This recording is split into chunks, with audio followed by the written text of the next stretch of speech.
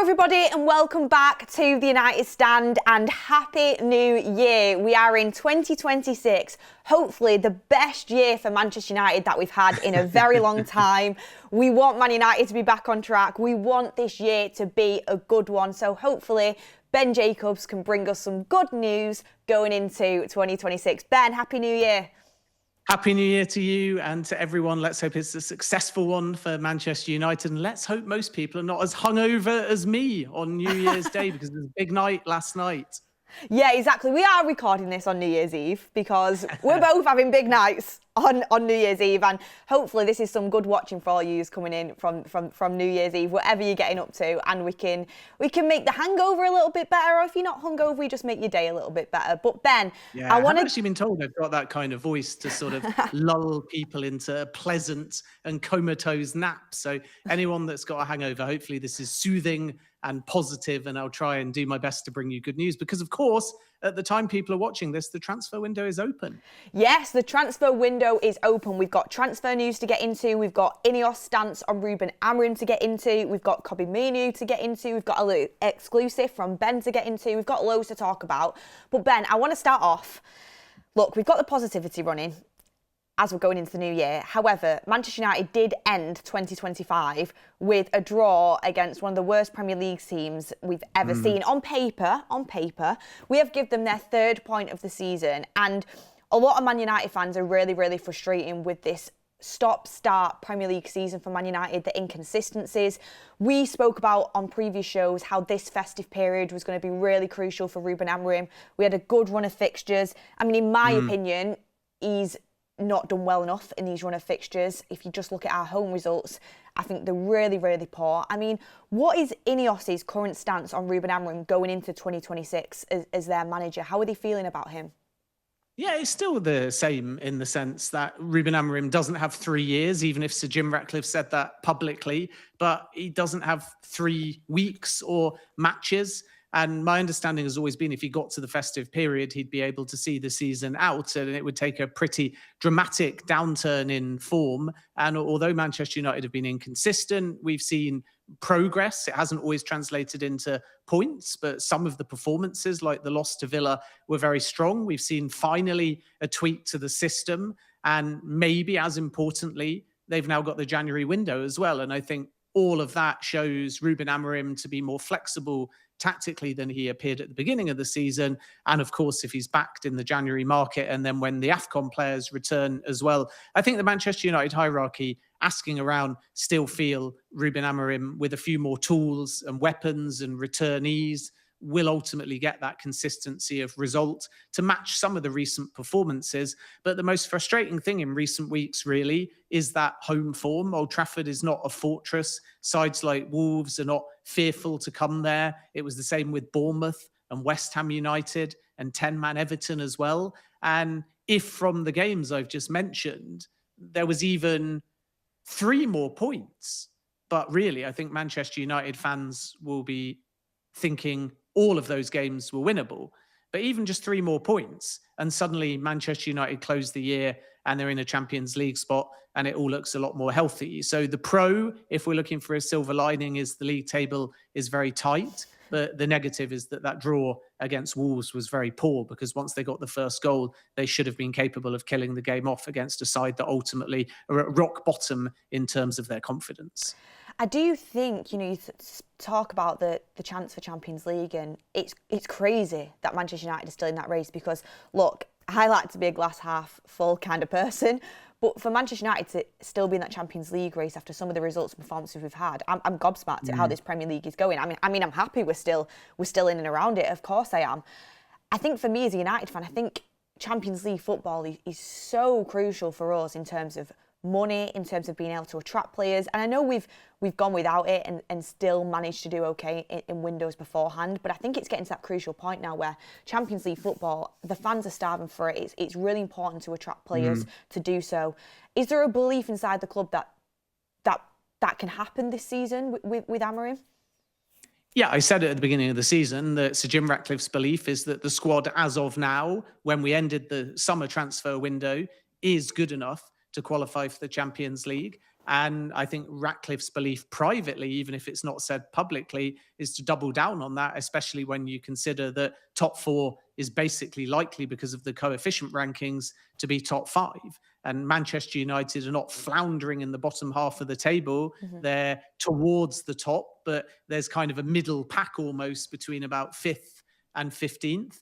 And that's why the next few weeks are really crucial, because the league table won't stay like this all season. So once we get into mid-January, there's more likely to only be 10 or 12 teams that are in contention for European football, and possibly only 7 or 8 that are realistically going to be in the mix for Champions League football. And Manchester United's main aim is, I think, to get to the end of January still in that conversation for Champions League football. And this is why, obviously, the Wolves game away at Leeds and away at Burnley really important, because Manchester United should be winning those kind of games, with all due respect to the other teams. Wolverhampton Wanderers haven't won a single game. Manchester United should have taken 3 points like the vast majority of the Premier League. Away at Leeds is actually really tricky. If we were having this conversation a few weeks ago, I would have said Manchester United overwhelming favourites, but Leeds have had some fantastic results of late at Ellen Road, so that's difficult. And obviously Burnley are conceding goals for fun, another game where Manchester United at their best should be winning. Then there's the FA Cup third round, followed by a Manchester derby,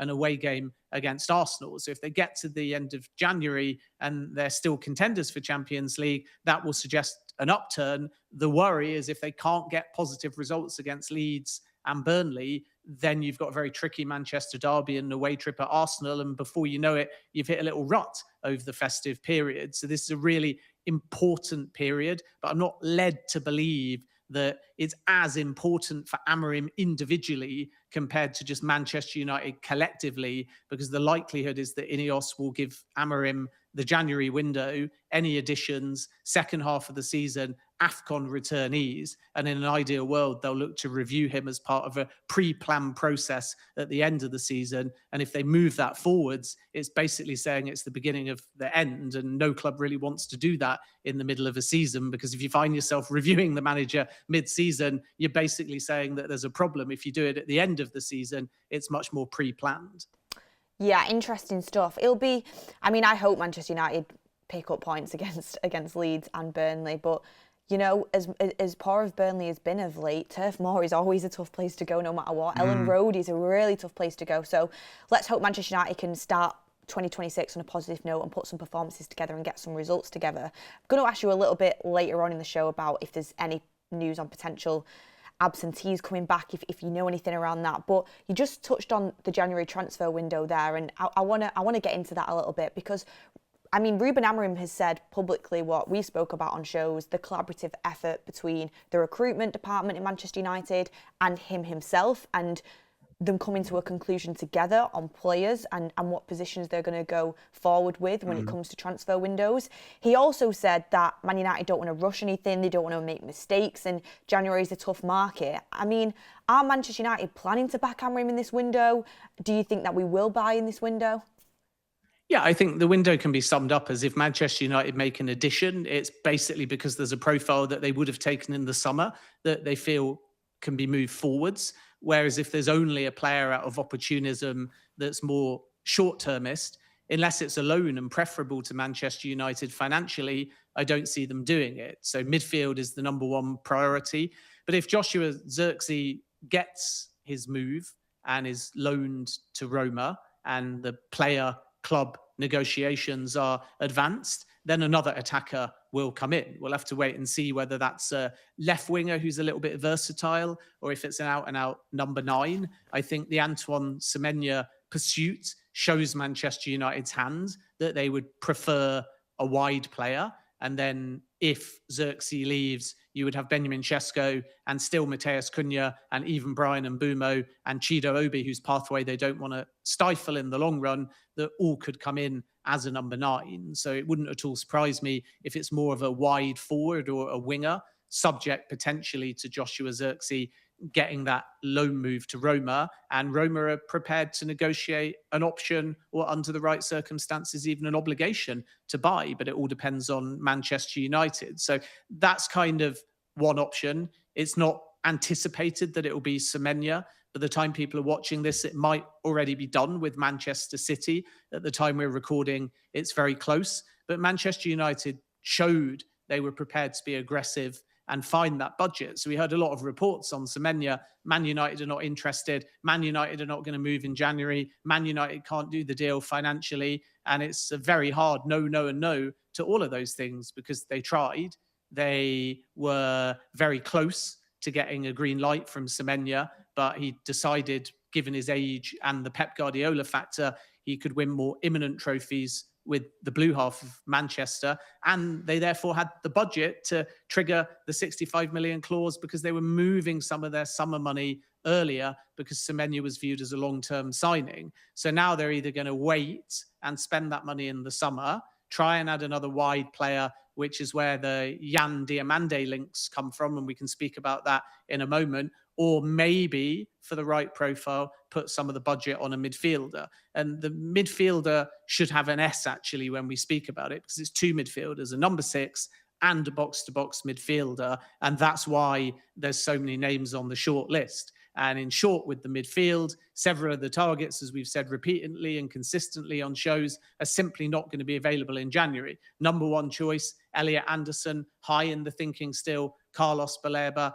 Adam Wharton, Angelo Stiller. None of them are expected, barring something crazy and astronomical money, to go anywhere in January. And then you kind of have category 2 of midfielders, such as Ruben Neves, opportunism, but Manchester United haven't really advanced anything at this point, but they did have a call with George Mendes. But as I broke 2 days ago, Al Hilal have just made a new offer for a 2-year contract. Conor Gallagher, Man United would do it as a loan, but they don't really want to buy because that means they can't try before they buy. And Atletico Madrid want a fee of between 35 and 40 million euros. So that's complicated. But late in the window, Atleti may change their position. So I think at the moment, people feel like we're going around in circles with Conor Gallagher because Man United aren't moving and Atleti will only sell. But let's see whether the Atleti position is identical in the final days of the window. And if you're Manchester United, you might just sit on that one. And then in the last week of the window, if they don't have a midfielder, try a loan again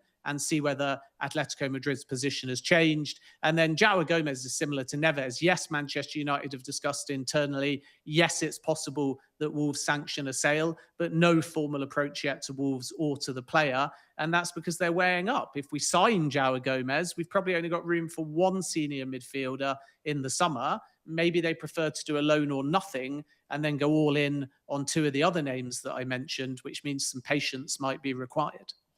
Yeah, patience. If you could tell me that we've got an Elliot Anderson / one of the others that you first named in the summer, then I think I'd be more inclined to have that patience and wait, because I think Elliot Anderson's absolutely fantastic and the other names you mentioned as well are all very, very good players.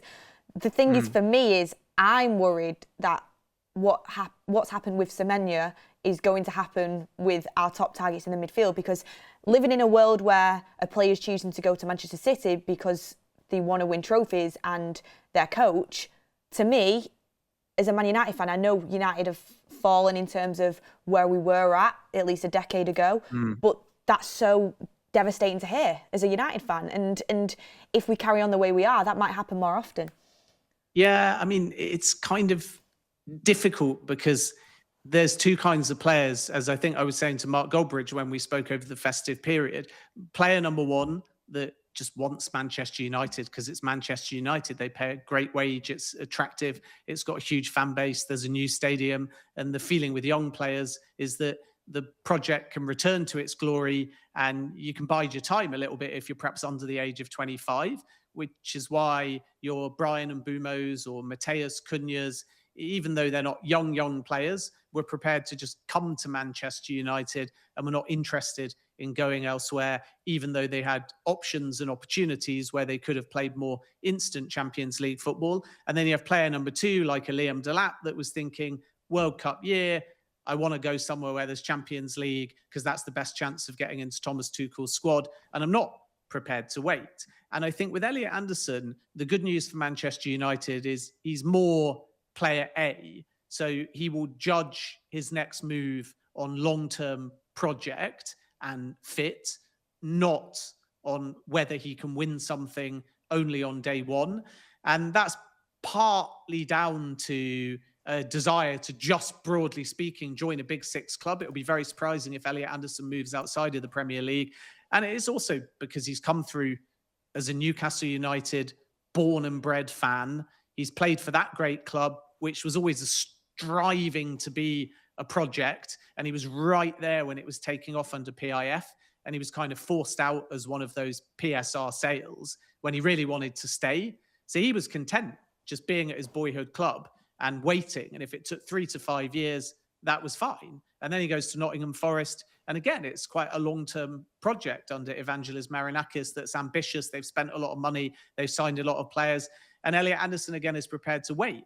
And then we hear a lot of reports about January and Anderson. But the underrated thing to note here is it's not just Nottingham Forest that have no plans to sell in January. Elliot Anderson is quite happy just playing for Nottingham Forest and realising that if he continues to do well, he might well get a starting spot in Thomas Tuchel's England squad as well. So Elliot Anderson is not the kind of player to just glibly look at what everything is right now and say, I want the one that offers me more money, or I want the one that offers me more imminent silverware. He'll pick based on project. And that's why Manchester United feel they're firmly in the race. Yes, Manchester City will be there. Chelsea, very possibly. And even though I'm expecting him to stay within the Premier League, Bayern are the other club to watch as well. But I think Manchester United are serious about Elliot Anderson. And then the last thing is, for somebody that looks at it as a journalist from the outside in, I don't really see a narrative, even though Semenya picked Man City and you'll always lose races. But I don't see a massive narrative here where a lot of players, even with Manchester United on the field being at a relative low, have actually said no. Cunha said that he only wanted Manchester United, and Bumo said he only wanted Manchester United. Shesko had an offer from Newcastle United and picked Manchester United. Lamans could have gone to Aston Villa and played instant European Champions League football. He picked Manchester United as well. Lenny Yoro had the option to go to Liverpool and decided to join Manchester United. So you're always going to lose races. And I understand how the chat can give me 5 other transfers that Manchester United haven't got, but they've won a lot of races. And for me, that's encouraging because they're winning races against Champions League clubs for the players that I've mentioned when they don't have Champions League and when the project at the time was in a very unstable and uncertain phase. So obviously, if it can pick up by the summer, they are going to be in a very strong position to move in the market.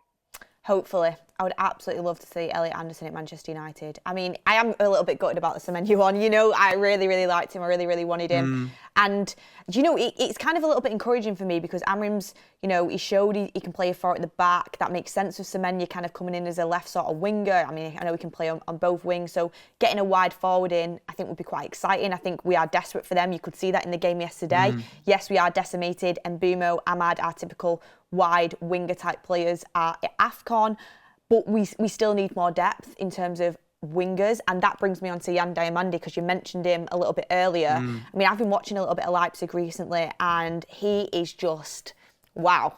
When I watch him, I'm blown away. Really, another player that is at AFCON right now, so he kind of would add to if players are at AFCON, we would be decimated once again. But how strong is Man United's interest in him? Yeah, it's strong. It might be a summer saga. My understanding is that there's a little bit of conflict in terms of what the market thinks versus Leipzig's perspective. So Leipzig are really clear. They don't want to sell and they value the player at 100 million euros, and that price is only going to come down in the summer. So that's one thing we have to reflect.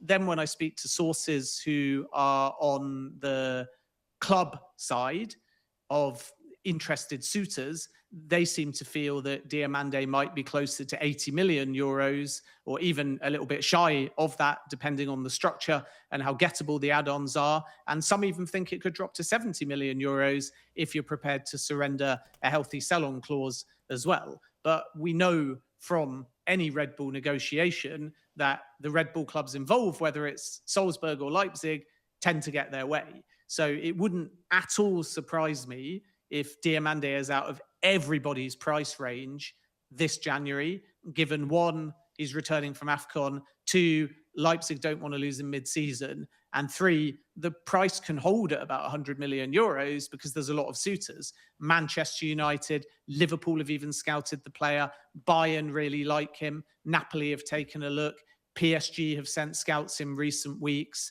and Tottenham have made a call as well. So this is going to be a mad race, but unless somebody wants to overpay, and I don't think that's Manchester United in January, because if they were going to overpay at 100 million euros, they may as well put that 100 million euros on an Elliot Anderson type player and see whether they can somehow get one of those elite midfielders out of the clubs that they're interested in mid-season rather than in the summer. So for me, that would be a little bit reckless by Manchester United to take a budget that high and put it on Diomande rather than a midfielder that at the moment they think, barring an astronomical offer, will only be available in the summer. So we'll have to wait and see. The interest is genuine. Nothing has advanced with any club.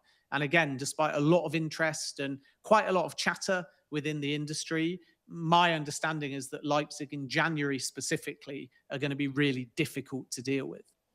Look, as long as there's interest there in the summer, that keeps me happy because, 19 years of age and that talented. We'll have to see how he develops, but it's exciting that we could be in that race. It definitely is. Moving on, I want to ask a little bit about Kobbie Mainoo, Joshua Zirkzee. We've heard all about this Joshua Zirkzee to Roma deal. Where exactly is that at? And also Kobbie Mainoo, injured currently, but is he still looking for a January exit? And how possible would that be for him, considering all the absentees at this moment in time? Yeah, the main consideration is going to be when Kobbie Mainoo is fit, does he take Manuel Ugarte's place? And if so, he'll get his game time over the festive period. And then I'm told he'll wait. But it's so unfortunate because he's got this calf injury at the same point where for the first time this season, Man United have got games thick and fast. And it's the only part of the season that kind of replicates usually how your calendar would lie if you had European football. So Mainoo would have been aware that if in this festive period he wasn't getting game time, then he has to find a way of almost forcing his way out of Manchester United to the best of his ability and professionally, but being really insistent if the festive period passed and he wasn't playing, that he wants to go to Napoli on loan. Now he's in a situation where games he might have played in and started in, he's been injured for. And that means that all parties, both Mainoo and Manchester United, have to pivot. So now Mainoo is just trying to get fit, not focusing on asking to leave at this point. And Manchester United are waiting because Ruben Amorim still wants to use fit Kobbie Mainoo over the festive period. When we get maybe into the second week in January, I expect the situation to change a little bit because Mainoo will start to understand when he's coming back and how much he's going to play. And that will obviously inform what he does next. Napoli are there. They're waiting in the wings. They know that Mainoo is prepared to join. It would only be a loan, by the way. So this isn't Kobbie Mainoo saying he's done with Manchester United. And it might not be Manchester United saying they're done with Kobbie Mainoo. He wants to go on loan. He wants to play. And he wants to see if he can force his way into Thomas Tuchel's England plans. But the injuries just set everything back a little bit, including further talks with Napoli. If Manchester United sanction something, it's expected at this stage, as a loan anyway, to be outside of the Premier League. And if they decide to do it, the negotiation with Napoli will be relatively smooth and quick because Napoli want Mainoo. Mainoo wants to go to Napoli on loan. But as I've said many times over the last few months, Manchester United won't do something for Mainoo or for England if it's not right for Manchester United. And I think at this stage, Zirkzee's potential exit is maybe slightly more likely than Mainoo's because Manchester United may feel they can cover the attack or find somebody in the market. Whereas if they lose Mainoo, they've got to bring in another midfielder. And even if they signed a Gallagher or a Neves with Bruno Fernandes injured and Manuel Ugarte's form inconsistent, they still may feel that losing Kobbie Mainoo leaves them too thin. And that's the main thing to get your head around, that nobody at Manchester United thinks they've got the right kind of midfielders in every position, and nobody at Manchester United thinks they've got enough midfielders in every position. So that's just to be clear, so social media doesn't take it out of context. No slight on the names they've got, but they want more and they want different and they want chemistry. And the feeling within Manchester United now is that they need those two extra midfielders. They'll resolve Casemiro and Bruno's futures, obviously, in the summer. And even if they found a midfielder in January, yes, it gives Mainoo a slightly higher chance of going, but it won't be definite because Manchester United will be quite selfish and they're not going to leave themselves thin in the middle of the park. With Josh Zirkzee, it's more advanced with Roma. It's basically a done deal between Zirkzee and Roma in terms of terms and project, but Roma are being made to wait. And if he's to get his move, I think it will come later in the window. So Man United will wait for AFCON, wait for the festive period. Zirkzee, as we've seen, will get game time during that. He scored against Wolves. And then maybe mid-January, Roma and Manchester United will speak again, by which point Manchester United will have a clearer picture as to whether they're going to sanction that exit. So it could be the case neither go. If I was a betting man, and I'm not, by the way, and I don't encourage gambling or anything like that. If I was a betting man, though, I would say the odds are slightly more in favour of Zirkzee going than Mainoo, at least as of January the 1st. Really interesting insights all around, Ben. Honestly, I really do appreciate all that information there, especially, on the incomings and then the outgoings as well. I mean, I just wanted to kind of touch on something as we start to wrap up the show. Do you think if the Manchester United board sat down for an honest conversation, do you think there'd be any admission that they made a mistake about not going for a midfielder in the summer? I know they kind of went for Baleba and Gallagher at the end, but do you think there is an admission there that they should have got that midfielder in? Yeah, I think there's an acceptance they're short in the middle of the park. But by the same token, it wasn't really a summer where many of the midfielders that they would have wanted or still want were available in the market. So you can't really fault what they did with Carlos Baleba, because they turned the player's head. And then if they come back for that deal, the legwork has been done. And he won't forget the fact that Manchester United last summer were in. So as other suitors emerge, the player's kind of locked that if Manchester United want to bid for Baleba and Brighton accept, Baleba would be expected to prioritise a move to Manchester United. It's just now whether Baleba still ends up being the one they go for, because Elliot Anderson might actually be better value for money and more in form as well. It's not to say that you couldn't add both, but I think that financially, feasibly, and because there'll be heavy competition, it might end up being one or the other. And it looks like Elliot Anderson is a little bit higher. Angelo Stiller, Elliot Anderson, Adam Wharton, none of them were available over the summer. They tried for Conor Gallagher, and obviously they did approach the Baleba side as well. So we've seen a clue from last summer that they did try and give Ruben Amorim a midfielder, but one was just not possible. And then, of course, the other factor is that if you go back to last summer, PSR are also an issue heading into a season without Champions League football. So much of the budget was spent on the two number 10s. And even though we've not necessarily seen full consistency, we're definitely starting to see flashes of brilliance now from either Mbeumo or Cunha. And let's just say hypothetically, they'd have permanently bought Conor Gallagher or signed Carlos Baleba, it likely would have been at the expense of either Cunha or Mbeumo. And then we might be having the same conversation now, but saying, why did they not add another number 10 or a wide player? So it's just the reality of the project that everything wasn't possible in one window. And I actually think that even though now it looks like they should have done something earlier, if we look at January and the summer, and there is a bit of patience, by the end of the summer window, and maybe even by the end of January, as the midfielders come in, I think that plan for the centre of the park will both be apparent and worth waiting for, because I expect Manchester United to go really big on two elite level midfielders in 2026. Can't wait for that day, Ben. Can't wait for the day where we get some midfielders in. I mean, lastly, you spoke a little bit about some news that you wanted to bring in, actually, just before we started the show for everyone. So, yeah, floor is yours. Yeah, so obviously in the midfield, it's a case of two senior signings, resolve the future of Casemiro, Bruno Fernandes. There will be departures in some capacity. Mainoo could go out on loan. Bruno Fernandes has got his release clause, but he also could stay. Casemiro's contract is winding down, but he could be potentially extended on reduced terms too. So they've got considerations, and some of that will free up wage space if there are departures, and some of it could potentially also free up squad space as a result if players end up going. But in addition to those two senior ones, I'm told that there'll be a young midfield arrival as well. And Edison Castillo, the Ecuadorian, who's only 17 years of age at the moment, could be that young player to watch. He is rightly, in my opinion, compared to a young Moises Caicedo. He's a ball winner. He's tenacious. He's only about 5'9", but he just looks and feels bigger in the way that he plays. He's quick. He's very mature off the ball, and he's quite a progressive passer as well. And he has trained with the full Ecuador national team. And I expect this to be a player that we hear more about over the course of the next few weeks or months. And it is possible that he moves in either 2026 or 2027. This wouldn't be a sign and chuck into the first team. And he obviously has to turn 18 as well anyway before joining a club potentially like Manchester United. But what I can tell you is a few things. Number one, Manchester United are tracking and scouting the player. Number two, we've heard reports of talks.